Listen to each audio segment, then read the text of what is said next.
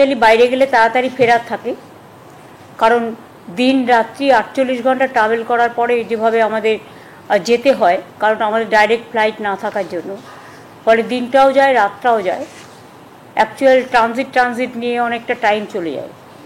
সেই জন্য সকলেই খুব টায়ার্ড ছিল, তাই সেদিন আর কিছু বলা হয়নি। আর ওটা নিয়ে তো অলরেডি আপনারা রিপোর্ট করেছেন, আপনাদের সাংবাদিক বন্ধুরা গিয়েছিলেন, তারা তাদের মতো করে করেছেন, সুতরাং তারা আপনাদের ইনফরমেশনও দিচ্ছে, আমি ওটার ব্যাপারে যাচ্ছি না। আমি আজকে যে জন্য আপনাদের ডেকেছি সেটা হচ্ছে, আমি একটা ব্যাপারে খুব শঙ্কিত এবং আমি দুঃখিত এবং আমি মর্মাহত। সেটা হচ্ছে সোসাইটির ইকোনমিক প্যারামিটারস হচ্ছে গরিব মানুষরা যাতে তাদের ন্যায্য জিনিস পায় ন্যায্য মূল্যে। সোসাইটির ইকোনমিক প্যারামিটারস হচ্ছে খাদ্য, বস্ত্র, বাসস্থান এবং এখন জুটেছে স্বাস্থ্য। খাদ্য, বস্ত্র, বাসস্থান এবং স্বাস্থ্যই সম্পদ আজকের দিনে, এবং যার জন্য আমরা স্বাস্থ্যসাথী থেকে শুরু করে আমাদের জেনারিক মেডিসিন যাতে গরিব লোকে কম পয়সায় কিনতে পারে, ফেয়ার প্রাইস মেডিসিন সেন্টার থেকে শুরু করে, মেডিসিন শপ থেকে শুরু করে, ফেয়ার প্রাইস ডায়াগনস্টিক সেন্টার থেকে শুরু করে সবটাই আমরা করেছি। হ্যাঁ, আপনারা আমাকে বলতে পারেন যে নবান্ন থেকে আপনি কথা কেন বলছি এই কারণে, আমি দুটো পোস্ট বিলং করি। আমি গভর্নমেন্টের হেলথ ডিপার্টমেন্টটাও দেখি, এবং ফ্রি মেডিসিন, ফ্রি ট্রিটমেন্ট করতে গিয়ে বছরে আমাদের অনেক টাকা খরচ হয়। প্রত্যেকটা হসপিটালে আমরা ফ্রি ট্রিটমেন্ট দিই গভর্নমেন্টের, প্রায় 30-35 হাজার বাচ্চাদের আমরা হার্ট অপারেশন করে দিই বিনা পয়সায়। আমরা জেনারিক মেডিসিন দিই খুব কম পয়সায় আমাদের ডাক্তাররা হসপিটালে। তাছাড়াও fair price medicine centre, diagnostic সেন্টারেও প্রায় 70% পর্যন্ত তারা কনসেশনে পায়। এগুলো কেন করেছিলাম? কারণ স্বাস্থ্যই সম্পদ বলে। কিন্তু ইদানিং আমরা লক্ষ্য করছি, যেমন কেউ বাড়ির জন্য লোন নিলে তার উপর জিএসটি বাড়িয়ে দিচ্ছে, তেমনি হেলথ ইন্স্যুরেন্সেও জিএসটি চালু করেছে। আমি বারবার চিঠি লিখে প্রধানমন্ত্রীকে আবেদন করেছিলাম যে হেলথটা হচ্ছে মানুষদের ওয়েলথ, হেলথের ওপরে বাধা নিষেধ আরোপ করে ট্যাক্সেশন করা উচিত নয়। আমরা রাজ্য জিএসটি করে দিয়েছিলাম একটাই কন্ডিশনে, যে জিএসটির টাকাটা আমরা আমাদের প্রাপ্যটা পাবো, কিন্তু সেটা তো পাচ্ছে না, সেটা হচ্ছে না। গরিব লোকেদের সব কাজ বন্ধ করে দিয়েছে সেন্ট্রাল গভর্নমেন্ট। তাহলে সেন্ট্রাল গভর্নমেন্টে আছে কিসের জন্য? শুধু ধর্মীয় প্রবণতার নামে একটা নতুন ধর্মের আমদানি করে, যা আমাদের তপবনের নয়, যা আমাদের রামকৃষ্ণের নয়, যা আমাদের স্বামী বিবেকানন্দের নয়, যা আমাদের বেদ বেদান্ত বেদাঙ্গের নয়, যা আমাদের ঋজু সাম যজু অথর্বের নয়। শুধু মানুষকে ডিভাইড করা, কান্ট্রিকে ডিভাইড করা আর মানুষের মধ্যে দাঙ্গা লাগানো। আমি চাই বাসন্তী পুজো, অন্নপূর্ণা পুজো, রামনবমী সব শান্তিতে ভালোভাবে হোক। ঈদও শান্তিতে পালিত হয়েছে, সামনে এই প্রোগ্রামগুলো আছে, এগুলো ভালোভাবে পালিত হোক, কারণ সামনে নতুন বছর আসছে, শুভ নববর্ষ। আমাদের মা কালীবাড়ি স্কাই ওয়াক এবং ডেভেলপমেন্ট যেটা করেছি সেটাও আমাদের প্রায় 200 কোটি টাকার উপর খরচ হয়েছে। আমরা সেটা উদ্বোধন করব 14 তারিখে, 28 তারিখে জগন্নাথ ধাম উদ্বোধন হবে। এইভাবে অনেক কাজ আমাদের আছে। কিন্তু আমি দেখলাম ন্যাশনাল ফার্মাসিউটিক্যাল প্রাইসিং অথরিটি, যারা ওষুধের দাম নিয়ন্ত্রণ করে, এটা সেন্ট্রাল গভর্নমেন্টের সংস্থা, 748টা ড্রাগ ওষুধের দাম, যা গরিব মানুষ কেনে, এবং 80টা নন শিডিউল ড্রাগ মানে ওষুধ ফ্রম দ্য 1 এপ্রিল 2025 বাড়িয়ে দিয়েছেন। এইসব ওষুধ কেনে কারা? গরিব মানুষ, সাধারণ মানুষ, সমাজের যাদের ক্ষমতা নেই বড় বড় হসপিটালে গিয়ে প্রাইভেটে ট্রিটমেন্ট করা, যাদের ক্ষমতা নেই বিদেশে গিয়ে কোটি কোটি টাকা খরচ করে ট্রিটমেন্ট করা, তাদের জন্য এই ওষুধগুলো কাজে লাগে। আমি শকড। আপনারা জানেন আমরা কেন কোলেস্টেরল যে tablet atorvastatin or ezetimibe tablet to control cholesterol, মানে হার্ট ডিজিজকে কন্ট্রোল রাখার জন্য 31.8% বাড়িয়ে দিয়েছে, যেটা মানুষের প্রায় 80% মানুষকে খেতে হয়। অ্যাট্রোভাস্টিন অ্যান্ড এজেটিমিবে ট্যাবলেট, এটাও প্রায় two control cholesterol, to give a special attention for health care, heart disease, যাতে হার্ট অ্যাটাক না হয়, কোলেস্টেরলটা কন্ট্রোল করে। আপনারা জানেন আমাদের মধ্যে 3টে কোলেস্টেরল কাজ করে। আমি ডাক্তার নই, বা যেটুকু আমার জেনারেল সেন্সে বলছি। HDL, LDL and VLDL। সেখানে বাড়িয়েছে 57.9%। এরপর দেখুন again atorvastatin calcium and fenofibrate tablet to control cholesterol 28.3%, মানে 28.3% বাড়িয়েছে। এরপরে হচ্ছে to control cholesterol atorvastatin and clopidogrel tablets. আমার প্রনাউন্সিয়েশন ঠিক নাও হতে পারে, because I am not doctor, I am not a medician, medical, I am not for medical science. To control cholesterol, মানে কোলেস্টেরলটাকে লিমিটে রাখার জন্য যাতে হার্ট ডিজিজ না হয় এগুলো দেখে, সেখানেও বাড়িয়ে দিয়েছে 45.5%। এবার দেখুন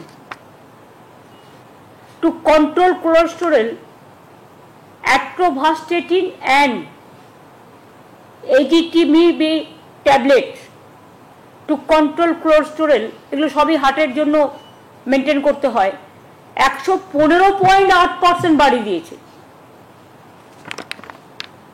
এরপরে দেখুন again the same type of medicine to control cholesterol 31.8% বাড়িয়েছে।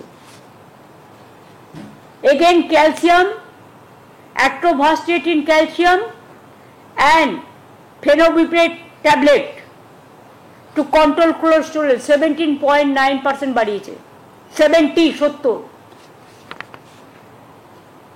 এরপর হচ্ছে অনেকেরই জানেন বিপি, মানে ব্লাড প্রেশার বেড়ে যায়, তার জন্য তাকে একটা ট্যাবলেট খেতে হয়, bisoprolol, fumarate and telmisartan tablets to control BP, প্রায় প্রতি ঘরেই খেতে হয় কাউকে না কাউকে, 19.2% বাড়িয়েছে। এবার দেখুন গ্যাস্ট্রোটাইটিস, আপনারা জানেন গ্যাস্ট্রিক হলে সবাইকেই খেতে হয়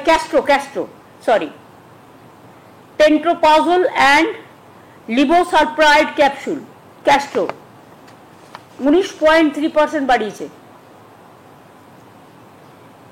এবার দেখুন to control BP, again blood pressure control করার জন্য bisoprolol, fumarate and telmisartan tablets to control BP, এটাও বাড়িয়ে দিয়েছে 19.2%। এছাড়াও like other drugs like amlodipine, amoxicillin, এগুলো অ্যান্টিবায়োটিক্স, সবটা কিনা আমি জানি না, বুধে শনিতে অ্যাজমা,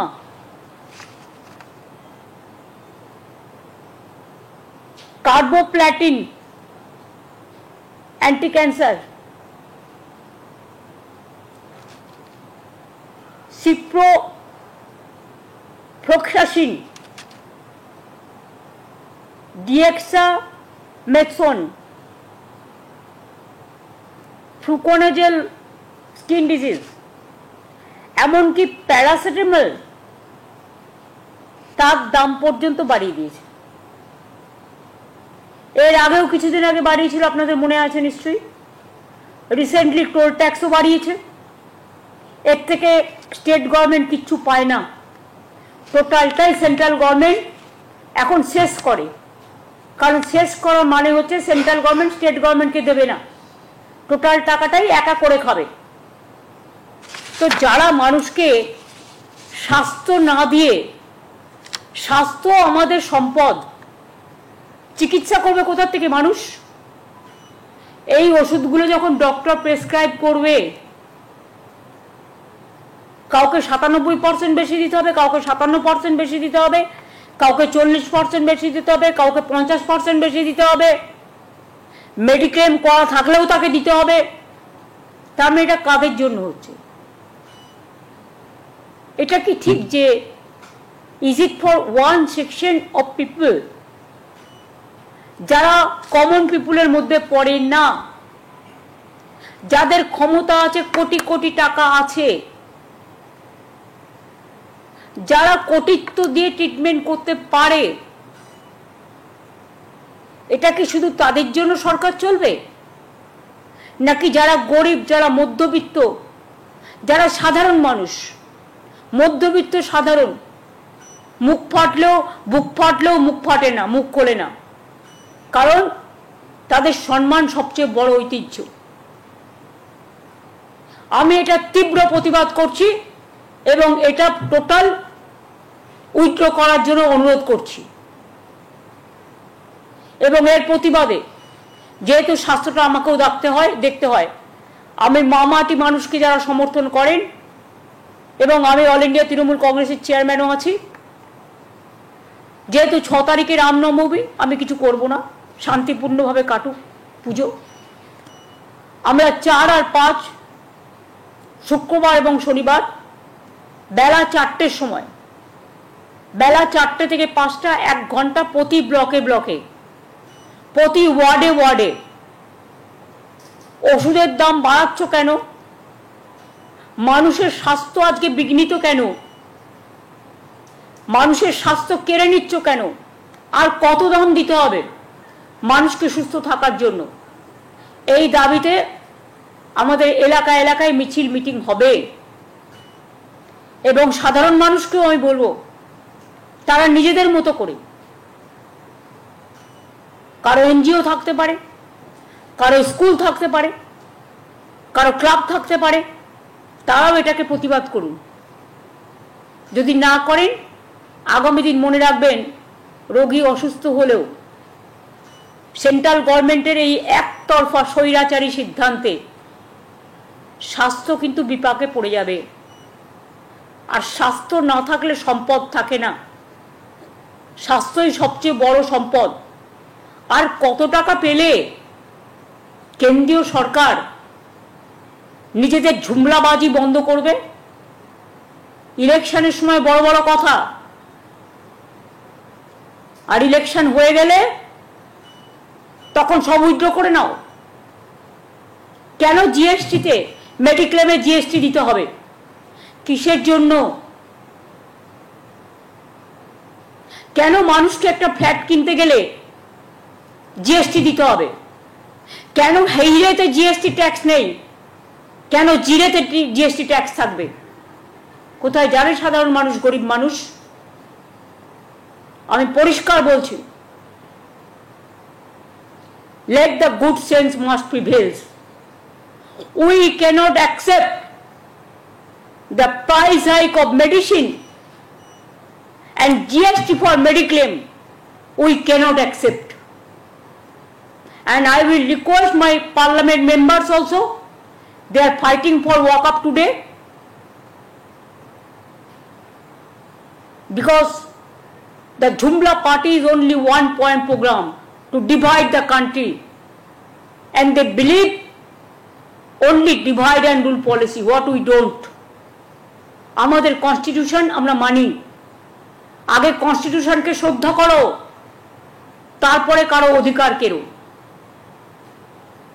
কনস্টিটিউশনকে শ্রদ্ধা না করে মনে রাখবেন, ধর্ম যার যার আপনার, উৎসব কিন্তু সবার।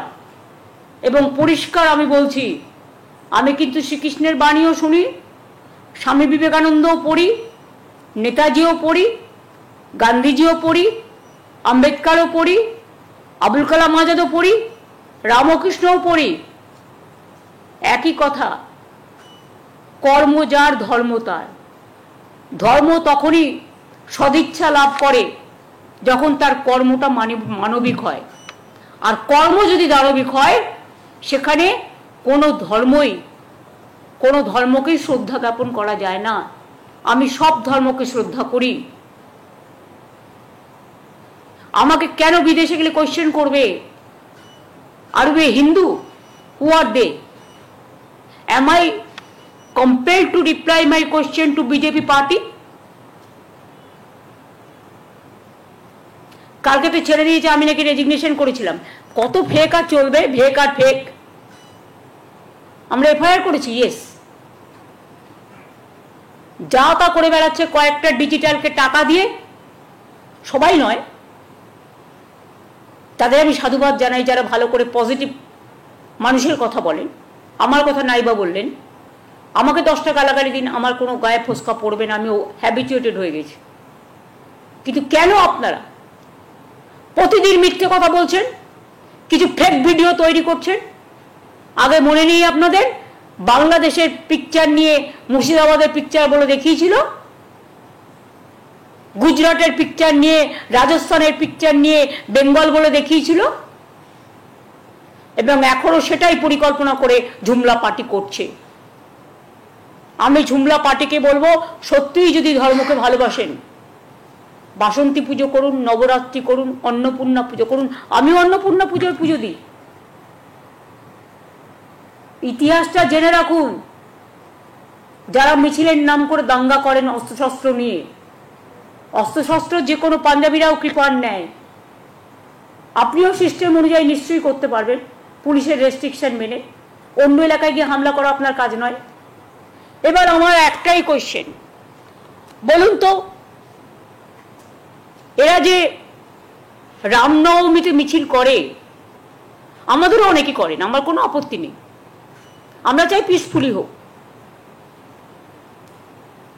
একদিন তো বাসন্তী পুজোই, মানে অন্নপূর্ণা পুজো, রামনবমী যেটা এখন হয় চৈত্র মাসে, সেটাই ছিল।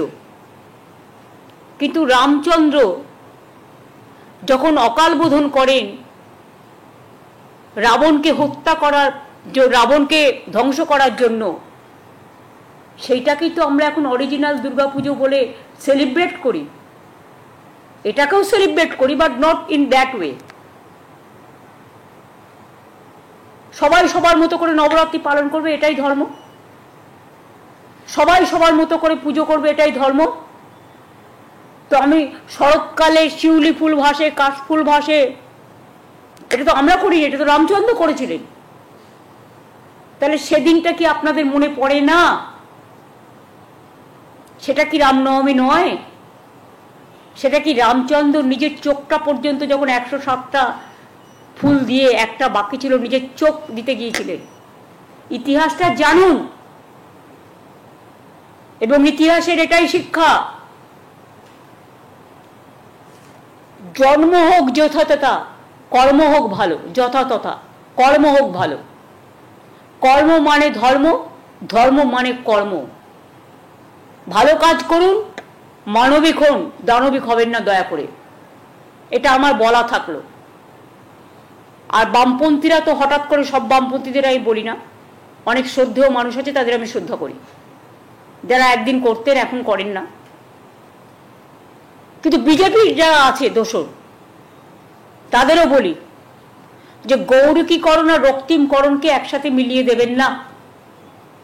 আপনারাও বড় বড় সাম্প্রদায়িক হয়ে গেছেন, সব ব্যাপারেই আমরা দেখি, ইলেকশন থেকে শুরু করে সব ব্যাপারেই বামরাম এক, জগাই মাধাই গদাই। যত এসব করবেন তত মহাশূন্য থেকে আরো শূন্যে বিলীন হয়ে যাবেন। কাজে আমার অনুরোধ থাকবে সবার কাছে, সব কমিউনিটির কাছে, হিন্দু হোক, মুসলমান হোক, শিখ হোক, খ্রিস্টান হোক, পারসিক হোক, বৌদ্ধ হোক, জৈন হোক, সবার কাছে শান্তি বজায় রাখুন। দয়া করে দাঙ্গা করে অশান্তি করবার চেষ্টা করবেন না। It is your game plan. এবং দাঙ্গা করে কেউ কোনোদিন কিছু করতে পারেনি এবং পারবেও না। বাংলার মানুষ আর যাই করুক, বাংলা কালচারের জন্ম দেয়, সম্প্রীতির জন্ম দেয়। আমরা রামকৃষ্ণকে মানব, জুমলা পার্টিকে মানব না। আমরা স্বামী বিবেকানন্দ মানব, জুমলা পার্টিকে মানব না। আমরা বেদ বেদান্ত বেদাঙ্গ বিদ্যাস্থানে বয়ে বচ মা সরস্বতীর বচনকে মানব, আমরা জুমলা পার্টিকে মানব না। আমরা সেই ধর্মকে মানব যে ধর্ম সবাইকে শ্রদ্ধা করে, সবাইকে ভালোবাসে, সবাইকে আপন করে নেয়। আবার বলছি, আমরা সব ধর্মই শ্রদ্ধার সাথে স্মরণ করি এবং বাসন্তী পুজো, অন্নপূর্ণা পুজো, রামনবমী, চৈত্র সংক্রান্তি, চড়ক পুজো, তারপরে নানা রকম গ্রামগঞ্জে আপনারা জানেন এই সময় নানা রকম প্রোগ্রাম হয়, চড়কের মেলা থেকে শুরু করে, খুব পপুলার এগুলো। অন্য কোনো প্রোগ্রামকে ডিস্টার্ব করতে যাবেন না, যার যার মতো প্রোগ্রাম করতে দিন।